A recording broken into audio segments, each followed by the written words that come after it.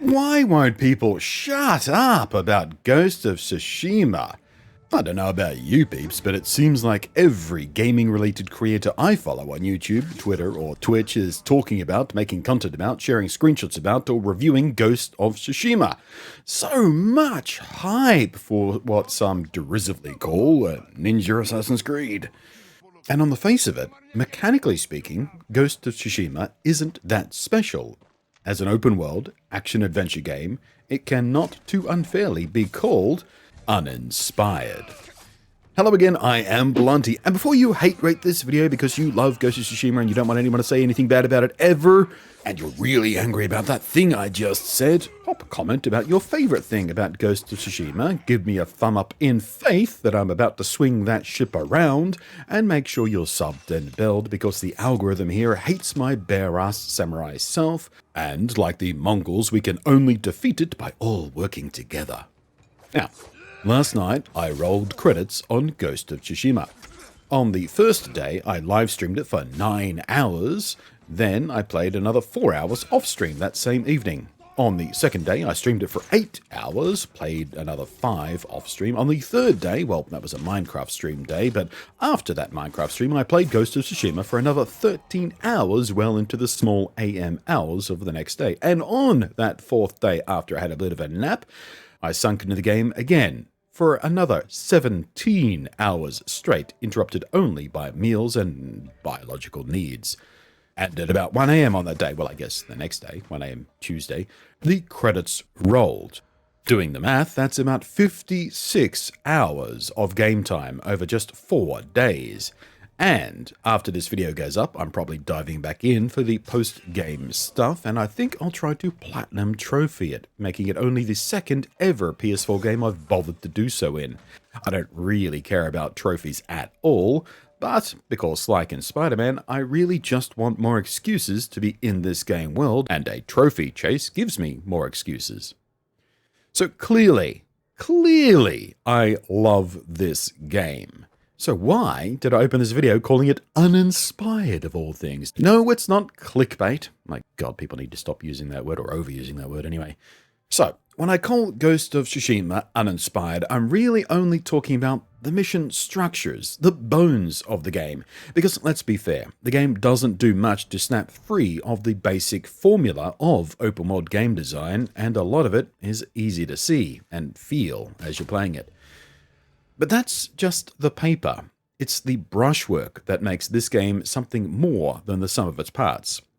It has a typical open world huge map, much of which is just empty space between missions to make travel time longer, to make the game feel bigger in scope, and the world feel larger. Because if you jammed all the missions the game has into one tiny map, people might complain that the world is too small, even though the amount of missions would be exactly the same. But the brushwork. It's one of the most exquisitely designed and executed world maps I've ever seen. Every location is stunningly pretty in its own right. There's a lot of variety, open fields and mountains and caverns and beach sides and little lake areas and the amount of carefully and subtly hidden little areas is a delight that truly rewards exploration.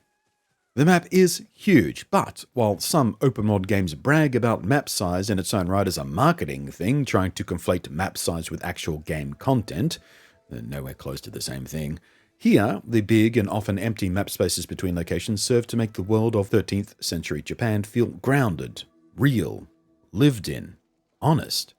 And the way you navigate this world using an absolute minimalistic UI where you don't get waypoint markers, you just get the wind guiding you, or you follow smoke on the horizon, or birds, or foxes, or all these little environmental clues to lead you through the game.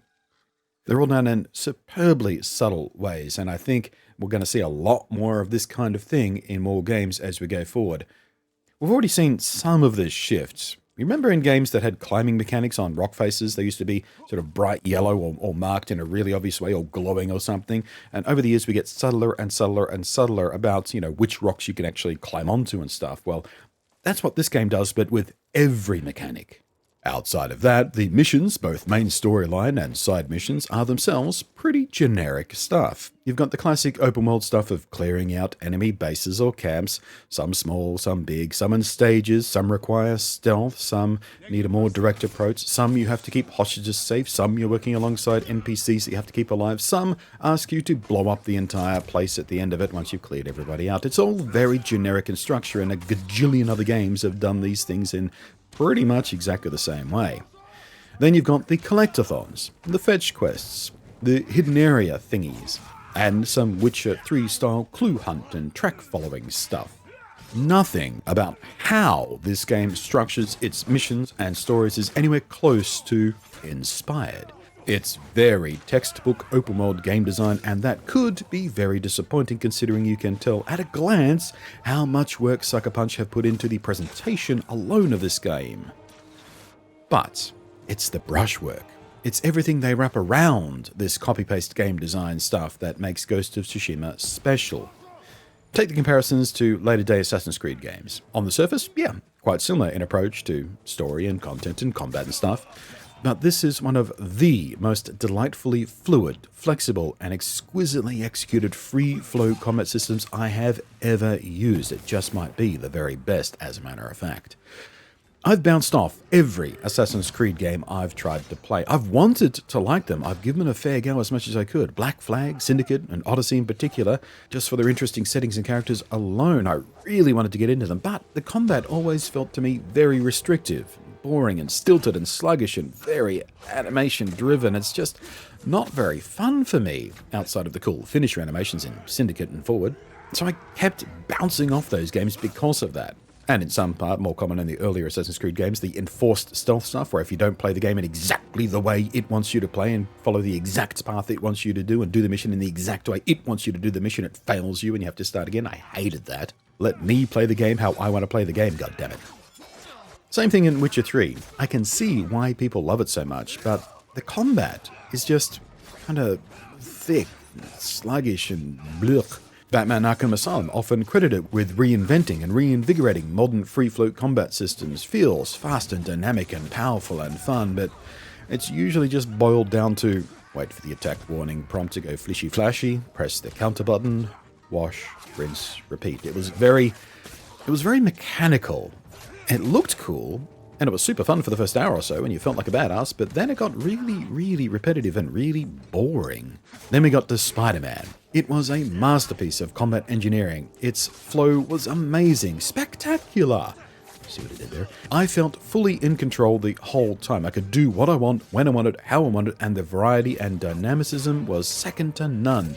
And it was one of half a dozen reasons I consider that game to be one of the best of all time. And here, in Ghost of Tsushima, I'd put the combat system on par with, maybe even above, Spider-Man. On the one hand, it's not as aerobatically dynamic, of course, being that you're a samurai and not a superpowered acrobat with webbing. In Spider-Man, you feel incredible, unstoppable, superheroic, because that's what you're supposed to feel. But in this game, you're supposed to feel like a guy. A samurai being forced to compromise your fighting code of honor, mixing honorable fighting techniques with underhanded trickery and sneakiness. And it's the brushwork. The implementation of the fighting stances you can switch between dynamically at any point, even mid-swing, combined with several different kinds of combat throwables, combined with projectile weapons, combined with special techniques, and combined with armor and sword charm, passive effects and boosts you can combine in a multitude of ways.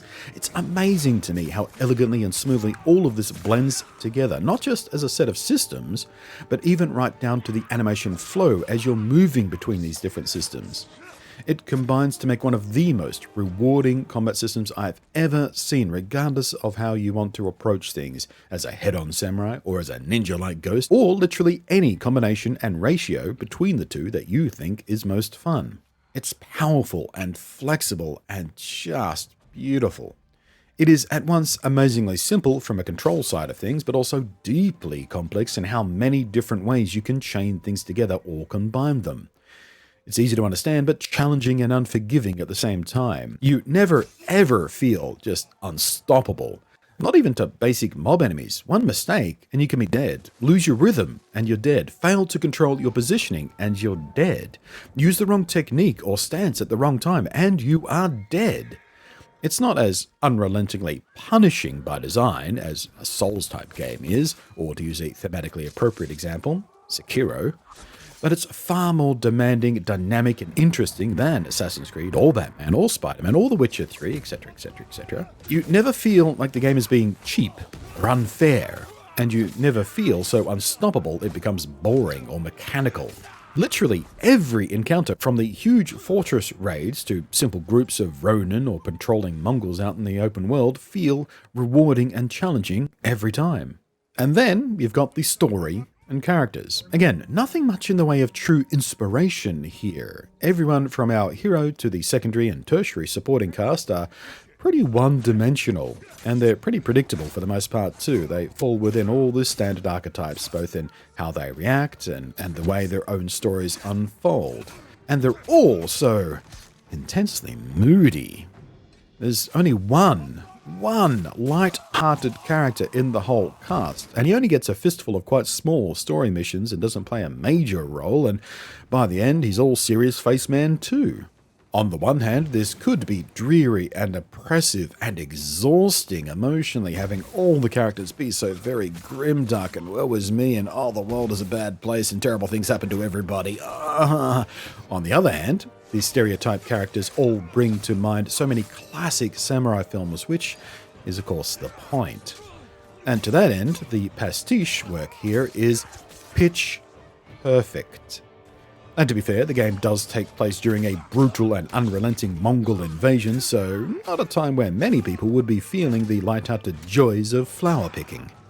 And the performances are, without exception, superb. Every voice, every line read was top class. Combined with the performance capture and camera work in cutscenes, it again brought to mind, very deliberate by design again, some of the best samurai cinematic moments from master directors like one of this game's stated inspirations, Kurosawa. And if you have not at least seen Seven Samurai from Kurosawa, if not things like Yojimbo, you've missed out on some of the most influential cinema on the face of the planet, and you're a dope. But it's the brushwork. It is in the execution, not the structure, that this game sets itself apart from everything else. In the same way a master calligrapher and their student can use the exact same paper, exact same brush, exact same ink, the results cannot be expected to be equal, and what Sucker Punch have done with the standard tools and materials for an open-world action-adventure game is the work of a master sensei. I loved their previous game, Infamous Second Son, for many of the same reasons I love this, actually, now that I think about it. This is on a whole new level for Sucker Punch. It is a truly fitting closer to the PlayStation 4's life. The last top-tier system exclusive it sees, likely the last big game I'll play on the PS4, and it is gobsmackingly beautiful, rewarding, occasionally very emotional, challenging, and above all else, a fun experience.